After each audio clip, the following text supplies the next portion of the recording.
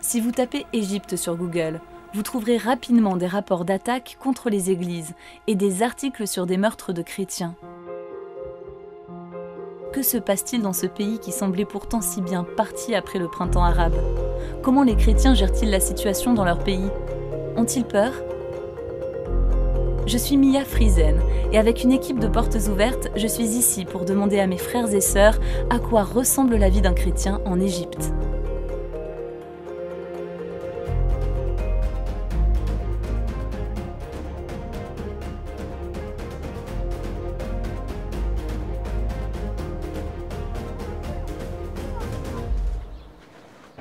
Les chrétiens sont présents en Égypte depuis le 1er siècle après Jésus-Christ. Certains pères de l'Église viennent de ce pays. Mais aujourd'hui, les chrétiens ne représentent plus que 10% de la population face à une majorité musulmane, même s'ils restent la plus importante minorité chrétienne du Moyen-Orient. On trouve ici un nombre incroyablement élevé d'églises pour un pays arabo-musulman, dont plusieurs ont été la cible d'attaques armées par des islamistes ces dernières années. Cette église du Caire a subi l'une de ces attaques. Le 11 décembre 2016, vers la fin du culte, un homme de 22 ans est entré dans l'église et s'est fait sauter. L'explosion et les projectiles métalliques ont fait 28 morts et 35 blessés. Marianne a perdu son père la veille de son anniversaire. Il était le concierge de l'église et avait essayé d'arrêter l'assassin. J'ai entendu l'explosion et je suis sortie de notre appartement pour vérifier. J'ai trouvé mon père devant l'église. Il avait été éjecté par la force de l'explosion. J'étais choquée. Il y avait du sang tout autour de lui. J'ai mis sa tête sur mes jambes. Il m'a souri et m'a dit « Prends soin de la famille ». Puis il est mort. Quand la bombe a explosé, Samia était aussi au culte. Je vais lui rendre visite chez elle. Je n'ai rien senti après l'explosion. J'étais évanouie. Puis ils m'ont emmenée à l'hôpital. Quand je me suis réveillée à l'hôpital, ma bouche était pleine d'eau. La deuxième fois que je me suis réveillée, il était 11 heures du soir. J'ai agrippé mon visage. J'ai senti le pansement qui le recouvrait. Le médecin m'a demandé « Tu t'appelles Samia ?» J'ai répondu « oui ». Et il a demandé à nouveau « Votre mari est-il » J'ai acquiescé. Au début, quand on ne m'avait pas encore identifiée, j'étais juste un numéro. L'explosion a détruit la moitié de son visage. Les médecins à l'hôpital ne lui donnaient aucune chance, mais elle a survécu. Bien qu'elle soit terriblement défigurée, elle n'a pas honte de sortir dans la rue. Je prie pour ceux qui m'ont fait ça.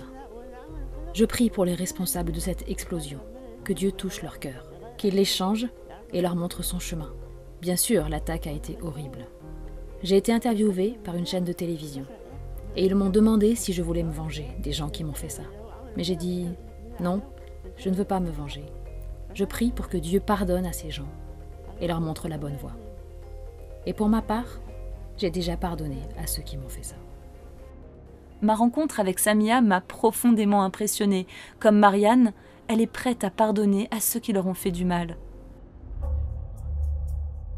Une semaine avant Pâques 2017, peu de temps après l'attaque du Caire.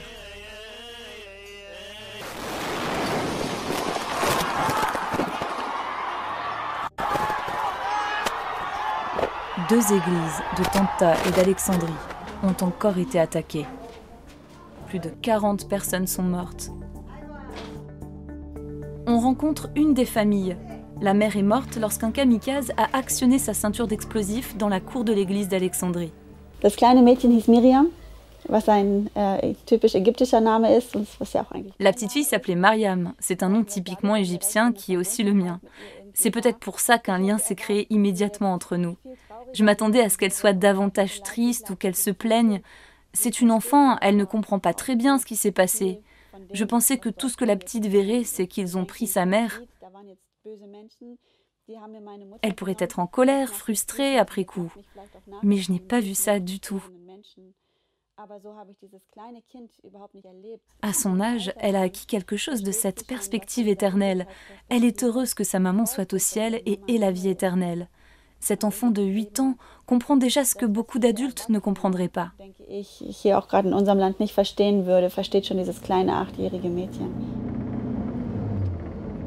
De retour au Caire, nous visitons la plus grande communauté d'Égypte. C'est lundi soir, soirée de prière à l'église. Les gens d'ici prient pour leur pays et pour l'unité des chrétiens.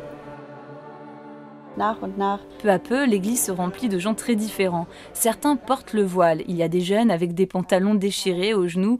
Ils ressemblent aux jeunes de chez nous. Certains sont très différents. Toutes sortes de personnes étaient représentées.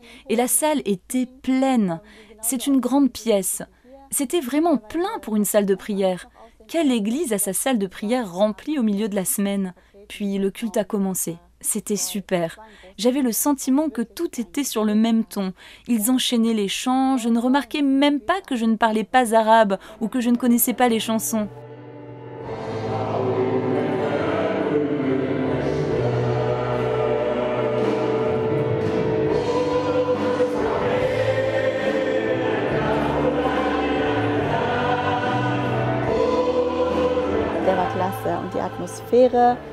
Dès qu'un chant se terminait, un autre commençait.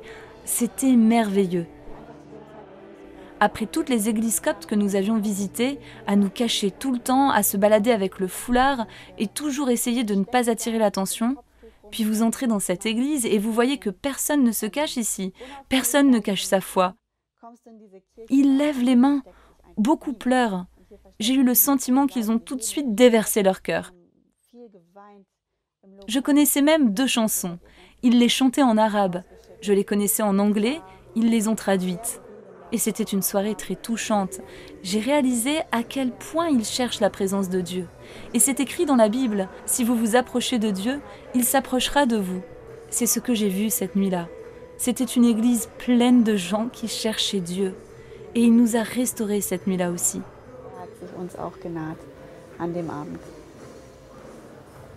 Le pasteur Anna est un des leaders de l'église. Il a observé la réaction des chrétiens et des autres Égyptiens après les attaques. Les attaques étaient un message en soi.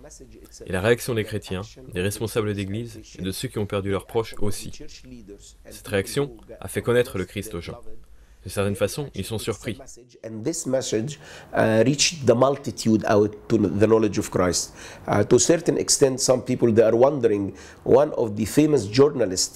journaliste célèbre a un talk show très connu. Il est encore dans l'étonnement. Il y a quelque chose de différent chez les chrétiens. Leur réaction envers ceux qui les attaquent et veulent les tuer est tout à fait étrange. أقباط مصر مصنوعين من فولاذ. لو أعدائكم يعرفوا قد إيه أنتم متسامحين بجد ما كانش حد يصدق. وإيه كمية التسامح اللي عندكم دي؟ They are made somewhere else, not from the earth. We understand that we made in heaven. On observe quelque chose de surnaturel. Voilà pourquoi ils réagissent ainsi. C'est un message qui leur ouvre les yeux. It is a message, and God used this message to open people's eyes. Aussi terribles et douloureuses que puissent être ces attaques, elles renforcent l'Église de Jésus en Égypte. Le fait que nos frères et sœurs sur place réagissent de façon si bienveillante, c'est incompréhensible pour les gens autour d'eux. Parce que les voisins, amis ou connaissances l'ont vu aussi. Car c'est vrai qu'il y a aussi des amitiés entre musulmans et chrétiens en Égypte. Ce n'est pas comme s'il y avait une sorte de mur. Si je me mets à la place d'un musulman qui a des amis chrétiens et que ses amis perdent leur mère dans un attentat, je me demanderais si on peut encore être amis après une chose aussi grave. Et tout d'un coup, tu te retrouves mêlé à tout ça. L'amitié est préservée, le pardon. Ils recherchent la paix. Tu vois comment ils continuent à vivre leur vie, à quel point ils sont courageux. Voilà l'impact que ça a. C'est un énorme témoignage de ce qu'ils font là-bas. Je crois que leur réaction à l'assassinat affecte tout leur environnement. Et cela a aussi un effet sur la communauté. Les musulmans viennent à l'assemblée et disent qu'ils veulent aussi une religion marquée par l'amour, le pardon et la grâce. C'est ce que les gens recherchent ardemment. Là-bas, la foi chrétienne est un exemple. La religion du véritable amour. C'est ce que nous avons entendu et vu à de nombreuses reprises. Elle a fait grandir l'Église. C'est un excellent témoignage. Comment les chrétiens réagissent-ils face à leur situation dans le pays? Je rencontre des jeunes d'une église et au dîner, nous échangeons des idées. Ils disent qu'ils n'ont pas vraiment peur des attaques, mais la pression et les discriminations qu'ils subissent chaque jour leur causent souvent des problèmes. Car en tant que chrétiens, ils sont une minorité dans un pays musulman. Peu de gens en parlent ouvertement, mais j'ai l'impression que les attaques des islamistes font moins de mal à l'Église que les pressions qu'ils subissent au quotidien. Je rencontre Jacob. Pour des raisons de sécurité, nous gardons son nom et son identité secret. Chaque jour, il fait l'expérience des difficultés rencontrées par les chrétiens en Égypte. Nous ne pouvons pas construire de nouvelles églises ici. On ne peut pas organiser de réunions quelque part, comme par exemple dans un café. Pour les musulmans, il est très facile de prier le vendredi dans la rue. Ils peuvent faire ce qu'ils veulent. Si nous voulons sortir dans les rues et essayer de louer le Seigneur ensemble, ce n'est pas facile.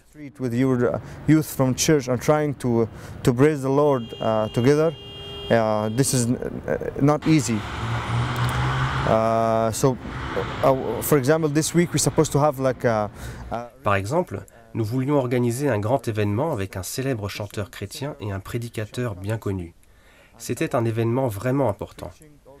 On voulait avoir une grande salle qui appartient à l'État, mais ils ont refusé de nous donner la permission. A very big place, court, belong to the government. So they refused to give us permission to do our conferences in. Nous visitons un groupe de jeunes à proximité. Nous avons passé un temps de louange et de partage avec eux. Ils nous disent qu'il n'est pas facile d'être chrétien, surtout dans les universités. Il n'est pas rare que les chrétiens obtiennent des notes nettement plus basses simplement à cause de leur foi. De plus, les examens sont organisés délibérément de manière à ce que les étudiants ne puissent pas célébrer Noël à la maison avec leur famille. On va au sud du pays. Je me demande comment je réagirais si j'étais ouvertement discriminée parce que je suis chrétienne.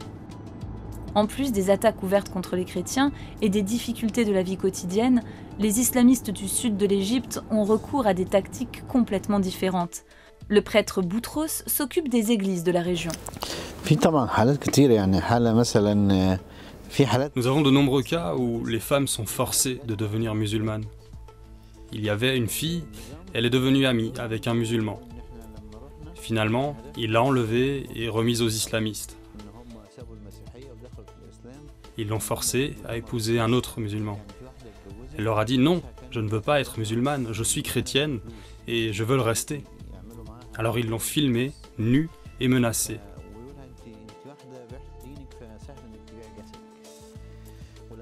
Après qu'elle ait épousé le musulman, il a laissé d'autres hommes coucher avec elle et a pris de l'argent pour ça. Elle ne voulait pas, mais il la battait et lui disait « Tu as vendu ta religion, maintenant tu devrais pouvoir vendre ton corps aussi ». Mais un jour, elle s'est échappée.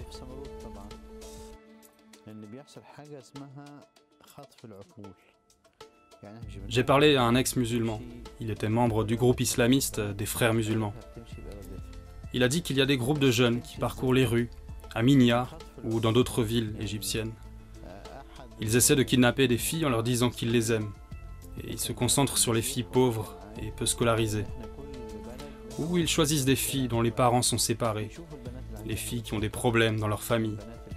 C'est comme ça qu'ils choisissent leurs victimes, ils leur disent « Je t'aime, je veux devenir chrétien pour pouvoir t'épouser, je ferai n'importe quoi pour toi ». Et les filles sont ravies quand elles entendent ça. Elles ont des problèmes dans leur famille et essaient de trouver un autre moyen d'être heureuses. C'est comme ça que les garçons kidnappent les filles. Ces jeunes hommes sont souvent recrutés spécifiquement par des groupes islamistes et payés pour séduire les jeunes filles chrétiennes et les transformer en musulmanes. Le gouvernement essaie pourtant d'agir contre les islamistes, mais en dehors des villes, ils ont encore une grande influence.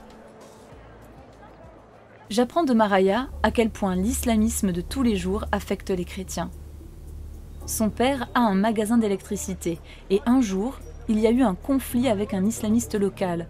Il a bloqué l'entrée du magasin et est devenu violent. Puisqu'ils sont toujours en danger, nous gardons son identité secrète. He threatened me and my sister. He threatened that he wants to. Il nous a menacés, ma sœur et moi. Il a dit qu'il voulait tuer mon père et rendre ses enfants orphelins. Il l'a fait souvent, et ça a empiré. Chaque jour, il avait un couteau sur lui, prêt pour une bagarre. Un jour, il est revenu et il a volé des choses dans le magasin. Mon père lui a demandé « Mais qu'est-ce qui se passe avec toi ?» Il n'a pas répondu et il a agi comme un fou. Quand c'est arrivé, les gens ont essayé de nous empêcher d'aller à la police. Mon père m'a appelé et m'a dit « J'ai besoin de ton aide ». Derrière, j'entendais des bruits de bagarre. J'ai crié en pleurant « Dieu, s'il te plaît, protège mon père ». J'étais extrêmement inquiète. Quand je suis arrivée, je l'ai trouvé inconscient par terre. Les gens se tenaient autour de lui. Maraya et son père sont donc allés porter plainte au poste de police. Mais quand ils sont arrivés, ils ont découvert que l'homme qui les avait agressés s'était blessé avec un couteau et avait accusé le père de Maraya. Il a dû donc y avoir un procès et le juge a déclaré l'agresseur innocent et le père coupable. Il a été condamné à 6 mois d'incarcération. Avec l'aide d'avocats, il a pu échapper à la prison, mais les problèmes ont persisté.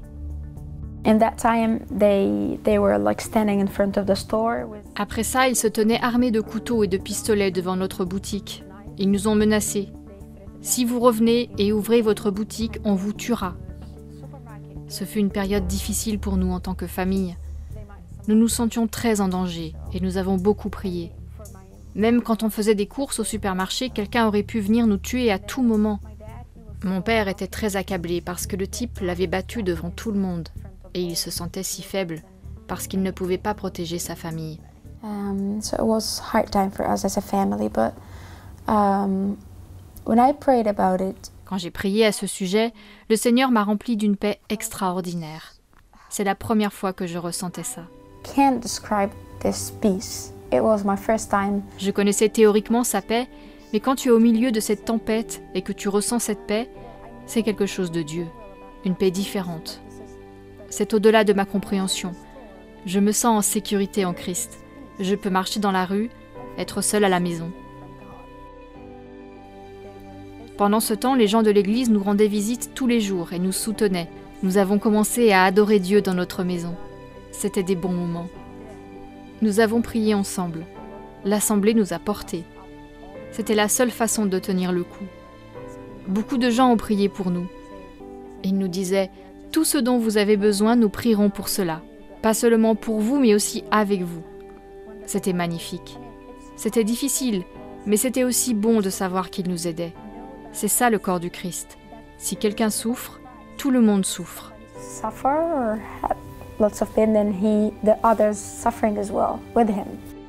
Maraya et sa famille souffrent toujours des conséquences de l'hostilité. Mais comme beaucoup d'autres, ils sont prêts à en payer le prix, parce qu'ils voient des résultats. Personne n'en parle ouvertement, mais chaque jour, de plus en plus de musulmans se tournent vers Jésus. C'est vrai qu'il y a beaucoup de pression de toutes parts, mais les fruits en valent la peine. Il arrive que je parle de la Bible aux musulmans, et puis qu'ils viennent à 2 ou 3 pour apprendre des choses à propos de Jésus ou de la Bible, ou qu'ils veuillent la guérison. Alors ils acceptent Jésus comme leur sauveur. C'est fantastique. En même temps, il est extrêmement difficile pour ces personnes de vivre parmi les musulmans. Nous voulons que tout le monde connaisse Jésus. C'est merveilleux. Nous souffrons et nous sommes discriminés, mais c'est notre tâche d'amener de nouvelles personnes dans le royaume de Dieu. I can say that, yes, we pay the cost, but in the other hand, I can say that oui, nous payons le prix, mais en même temps, nous sommes si heureux de voir toujours plus de personnes qui viennent à Dieu. Dans Exode, chapitre 1, au verset 12, il est dit que plus ils étaient opprimés, plus ils devenaient nombreux.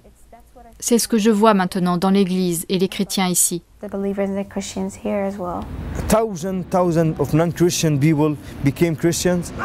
Des milliers de gens sont devenus chrétiens, mais ils ne peuvent pas vivre ouvertement en tant que chrétiens parce qu'ils sont discriminés. C'est une vie difficile. Beaucoup veulent devenir chrétiens. Si cela leur était permis, alors beaucoup plus accepteraient Jésus comme leur sauveur.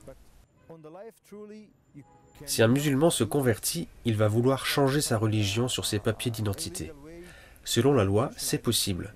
Mais en pratique, obtenir une carte d'identité chrétienne de manière légale, c'est juste impossible. Je connais des gens qui ont eu ce problème et qui ont beaucoup souffert. Ils voulaient épouser une chrétienne, par exemple. Mais ils ne pouvaient pas se marier à cause de leur carte d'identité. Ils ont dû faire face à une montagne de problèmes. Partir en Allemagne ou aux États-Unis pour se marier, afin de pouvoir vivre comme tout le monde.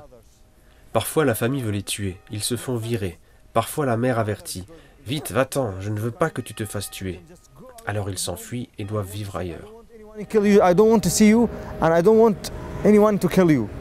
so they escape from the house and find in other places to live in. Un Égyptien me dit quand la caméra est éteinte. Dans le passé, les musulmans venaient à Jésus par des rêves et des visions. Cela arrive encore, mais beaucoup d'autres viennent à Jésus maintenant parce qu'ils rencontrent des chrétiens qui vivent une foi contagieuse. L'Église en Égypte grandit malgré les attaques, la pression et la persécution. Jésus construit une Église avec son Église, et nous pouvons aider nos frères et sœurs par nos prières. But we need you to pray for us, first strengthen for us, so they can stand against all that. Nous avons besoin de vos prières pour être fortifiés, pour que nous puissions proclamer la vérité haut et fort, sans crainte. Si on fait ça, on déplacera des montagnes. If we do this, this really huge mountain will fall down. Mais si nous avons peur et que la lumière ne brille pas en nous, qu'est-ce qui nous distingue des autres? Nous ne devrions pas avoir peur et affirmer la vérité. Un autre sujet de prière, c'est qu'il n'est pas facile pour les jeunes ici de trouver un emploi. Nous nous inquiétons de l'avenir, du fait que nous ne trouverons pas de travail en Égypte, etc. They worry about their future, especially here in Egypt, what we're going to do about the jobs, about blah blah blah. Pray that this country will revive in all aspects. Priez pour que ce pays connaisse un renouveau en toutes choses. Les Égyptiens sont des gens bons et amicaux. Ils méritent une vie meilleure que la situation actuelle ne le permet. Priez pour l'unité de l'Église. C'est la seule chose par laquelle les gens nous reconnaîtront. Il n'y a qu'une seule fiancée. Jésus n'épousera pas plus d'une épouse, il n'y en a qu'une seule. Nous ne croyons pas en plus d'une fiancée. Par conséquent, nous devons prier pour que l'Église en Égypte devienne une belle épouse en attendant sa venue.